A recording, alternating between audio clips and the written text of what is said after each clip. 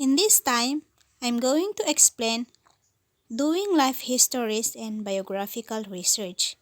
Let me allow to give you a brief history or brief explanation about the history and biographical research. History is the ongoing discussion of trying to explain the past and is open to change and revision. History relies upon what we know about the past, and this is dependent on the evidence available. Biographical research is a qualitative research approach aligned to the social interpretive paradigm of research. The biographical research is concerned with the reconstruction of life histories and the constitution of meaning based on the biographical narrative and documents. The beginning point of this approach is the understanding of a person's history in terms of its social constitution. The biographical approach was influenced by the symbolic interactionism, the phenomenological sociology of knowledge, and ethnomethodology. Therefore, biography is understood in terms of a social construct, and reconstruction of biographies can give insight on social processes and figurations, thus helping to bridge the gap between micro, meso, and macro levels of analysis.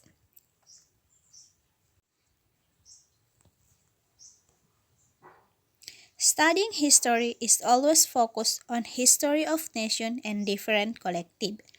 Life history is an oft neglected subdiscipline of history because it's seen as trivial to largest narrative societies and civilization. However, understudies of history ought to realize that the person may be a critical contributor to different verifiable breakthrough over period of time person. Make-up activities can cause huge scale of social changes. Individuals' influence can span centuries and generations. Individuals can also influence large space in many places. For example, the Jesus Christ as an individual influenced the whole world and the life of Jose Rizal. The faith and the religion that he started also launched wars, created civilization, last for many centuries and persist up to the present.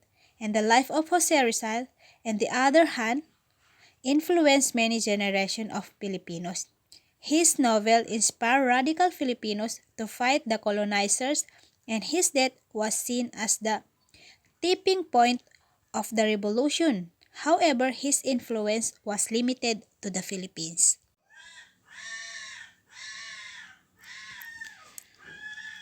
Life history should not limit themselves to great individuals like heroes, prophets, or leaders.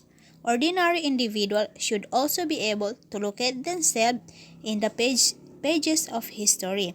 One should see himself as part of a larger history and not a remote entity unaffected by what is happening around him.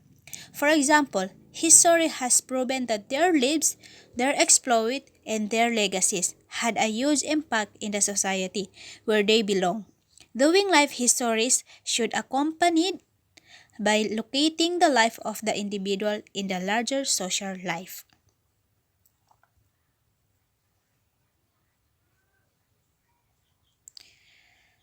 There is a mutual constitution between history and biography.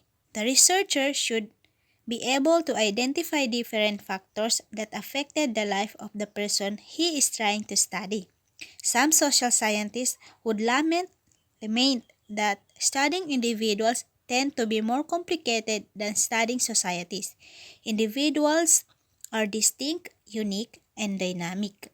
History has time and again shown that unlimited power in the hands of one person or group in most cases means that others are suppressed on their powers curtailed. The separation of powers in a democracy is to prevent abuse of power and to safeguard freedom for all. For example, In studying the life of Jose Rizal, it is important to look at different aspects of his personality. There include his family, education, travels, and even his affections. In relation to this, one should also look at the context in which he existed. Getting to know Rizal's family and genealogy would tell us about his socio-economic status. Family determines a person's socio-economic status, religious belief, characters, interests, and values. In studying Rizal's early life, the family and community will give us clues about his early life. His political opinions and biases shape his work with the propagandistas in Europe and his stint in La Solidaridad. Institutions indeed are not only shaped by individuals but also shape individuals. Jose Rizal's ultimate stages of life will be understood with certain activities and learning that he had as he affiliated in different institutions like schools, organization, fraternity, church, and interest on group. Other aspects may be studied in order to come up with a deeper life history as sector, ethnic group, and cultures. Zooming out the national history of the country where that individual identities with is also helpful. Understanding this seemingly mundane aspect of an individual's life would provide insightful information that will allow him or her to develop an understanding of his or her personality.